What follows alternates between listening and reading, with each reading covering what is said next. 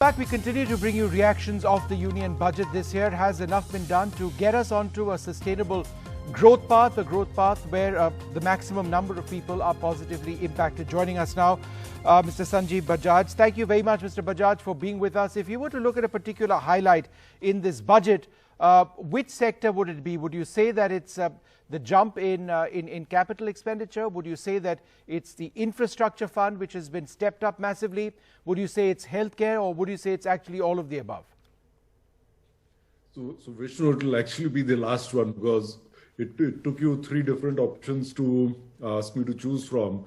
I think the single clear focus of this budget is that the government is betting on growth.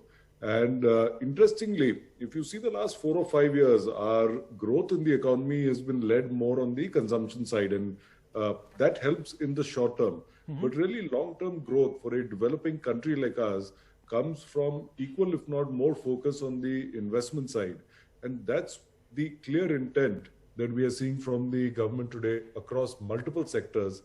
And then the enabling mechanisms that are required in the financial services sector to support the real sector's economic growth, you're seeing intent of that as well. So we really need to see solid execution now going forward, and it will put us on a stable growth trajectory, not just for 1 year, but for many years to come. Now, the finance minister spoke about the need of the manufacturing sector to continue growing in double digits in order for us to achieve a $5 trillion economy. That's a huge goal. Do you believe enough has been done in this budget to sort of take us in that direction? From what we've heard, yes, enough has been done to set us up for that direction. And that direction, as I said, is a multi-year direction. So we will continue to see interventions year on year that are required as we move forward. But, and of course, the God is always in the details. We have to wait and see for all the details. It's a 350-page document, I believe. Yeah.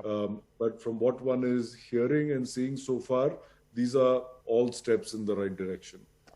Mr. Bajaj, just one of the schemes which I think you may have a view on, the finance minister has announced a voluntary scrapping policy to phase out old vehicles, primarily 20-year-old vehicles, passenger cars, 15 for commercial vehicles. How will this have a huge impact on the auto sector in India, which is a real driver of growth?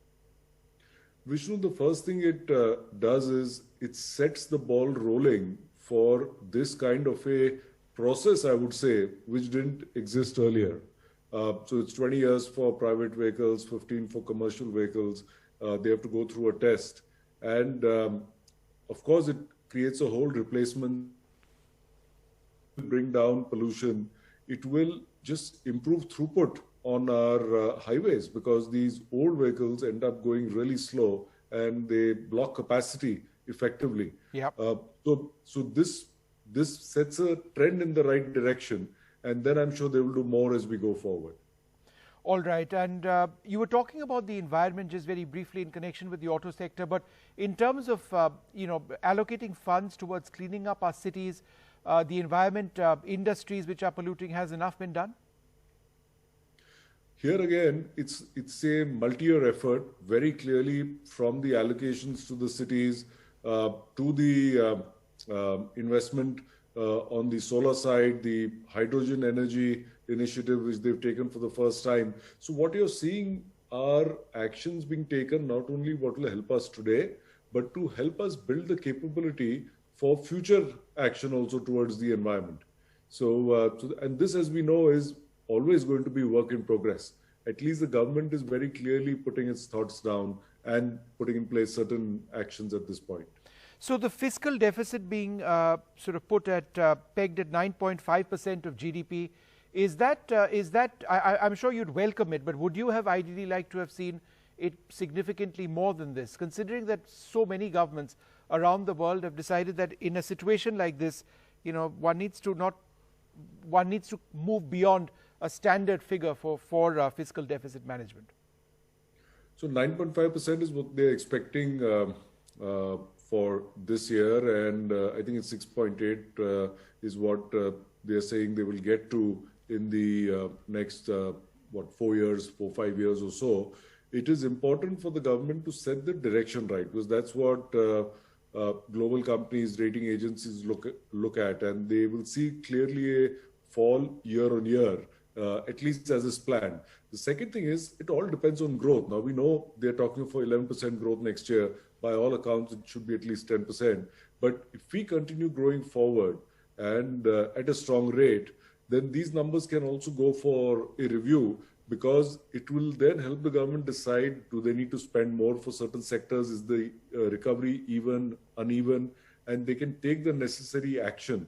The important thing was to set a direction, which the government has done. And we can see the allocations that have been announced across various sectors, which also means that it puts a responsibility on the government for all their divestment plans. So they are also forcing themselves, is what I'm reading into this, to ensure that the investment takes place also for them to get that additional money in. One of the areas where there has been an increase is the defense sector. She didn't talk about it in the budget, but if it's there in the fine print, it's now gone up to 2.15% of GDP. Last time it was 1.5%. It's not enough. I think nobody would say that it's enough given the challenges we face. But I think what's encouraging is that the capital expenditure as part of the defense sort of budget has gone up by more than 15%. And that's welcome, because unfortunately in our defense budget, it's pensions and salaries which make up the bulk of it. That's absolutely correct, Vishnu. And whether you look at defense, where we need to create certain strategic capacity for defense products within the country itself, and there is some initial beginning done there, but this should give that additional impetus. Or if you even see across so many other sectors, on the infrastructure side, on the Make in India side, the capex investment, we all hope it turns into action in the coming years, because this will help us create that alternate manufacturing hub for the world that the world is hoping for India to create, that we see as our future for the next 20 years, if not more. This is the start of that. Now it's really for government, private sector, all to get together, put their hands together and work towards this. All right. Thanks very much, Mr. Bajaj, for being with us.